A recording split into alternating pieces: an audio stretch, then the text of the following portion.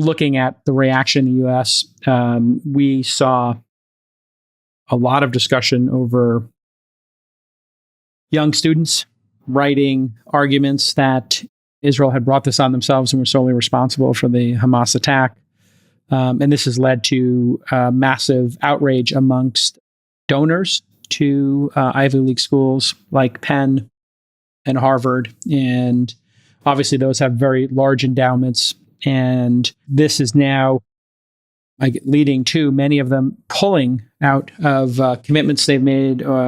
The Wexner Foundation, founded by Victoria's Secret's billionaire, said it's breaking off ties with Harvard. Idan Ofer quit the executive board of Harvard's Kennedy School. Citadel's Ken Griffin, who's donated more than $500 million to Harvard, placed a call last week to the head of Harvard and asked the university to come out in support of Israel. And then more than a dozen anonymous donors told the New York Times they felt they had a right and an obligation to weigh in here. And before this all happened at Penn, donors had started pulling out because of a Palestinian rights festival that happened 2 weeks before the events of 10/7. From September 22nd to 24th, UPenn hosted the Palestine Rights Literature Festival. The festival was billed as a gathering to explore the richness and diversity of Palestinian culture, but according to multiple sources, it mostly focused on Jews, Israel, and Zionism.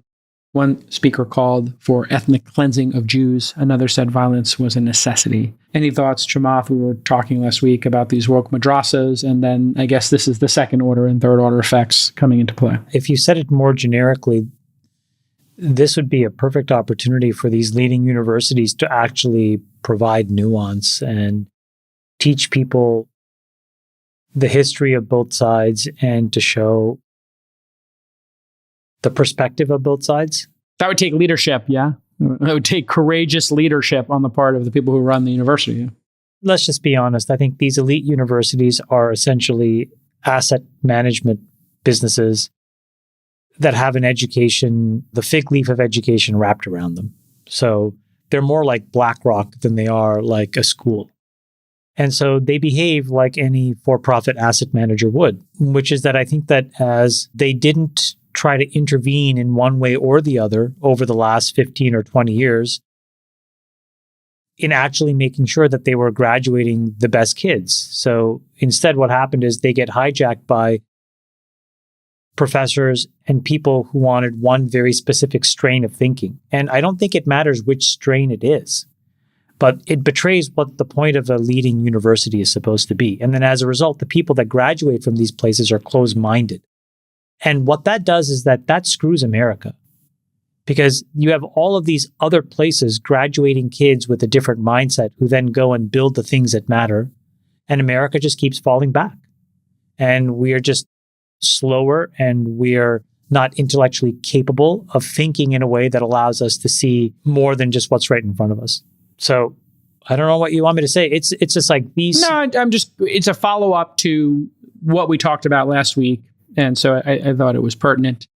Sachs, looking at the free speech issue, there was some pushback online. Again, not my position. I'm just putting it out here for you to comment on, Sachs, which is blacklisting young college students who had an opinion about Palestine is wrong, and you're trying to cancel people. What's your response to holding people accountable or canceling these students for their positions on the Israeli-Palestinian conflict?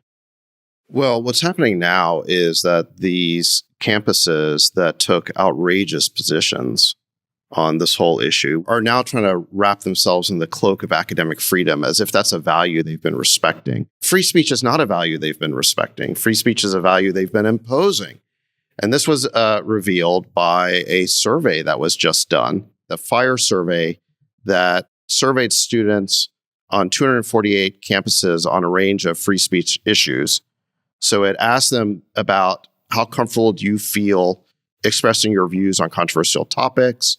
What is the tolerance on campus for liberal speakers or conservative speakers? How acceptable is it to engage in disruptive conduct against a speaker on campus, such as shouting them down to prevent them from speaking? What sort of administrative support do different views get on campus, and how open is the campus to hearing about different issues? And what they found was that the most elite schools ranked the worst. The only elite private school to score above average on free speech was the University of Chicago, which got a score of about 65 out of 100, which made them rank number 13 overall. The rest of the top schools, the Ivies, were abysmal. Brown ranked number 69, Duke ranked 124, Princeton ranked 187, Stanford ranked 207. This is, again, out of a total number of 248. And Penn, which is where the donors are up in arms, ranked second to last, number 247. They scored 11 points on the survey. And then Harvard finished 248 out of 248 schools ranked, also known as dead last. And get this, the rating in the survey was 0.0. They scored a Blutarski. 0.0. Remember Blutarski Yes. in Animal House? He scored 0.0. Harvard scored 0.0. 0.0. Yes. So look, I think it would be one thing if these schools said to the alumni, we agree with you that some of these speakers were over the top, but this is what academic freedom's all about. But they have no standing to say anything like that because they have been suppressing views on campus. There's no consistency. They've been allowing speakers to be shouted down. They have been stifling the presentation of alternative views. So this is clearly these types of speakers, these types of views that I think absolutely cross the line from, again, what we talked about, which is type 2 legitimate support for a Palestinian state, into hatred of Israel and Jews and denying the right to exist. It absolutely crossed over in many of these cases. There's a outrageous talk given by, I think, a Cornell professor who was outright praising this massacre. God, that was disturbing. So look, it is he was excited not about the case. it. Yeah, yes, he was excited about it. So look, I think that these alumni have a point in saying that these elite campuses, have been clearly putting your thumb on the scale in favor of certain views. You've been suppressing certain views. So this must be a view that you either share or endorse or permit, given that the rest of your speech regime is so restrictive and oppressive.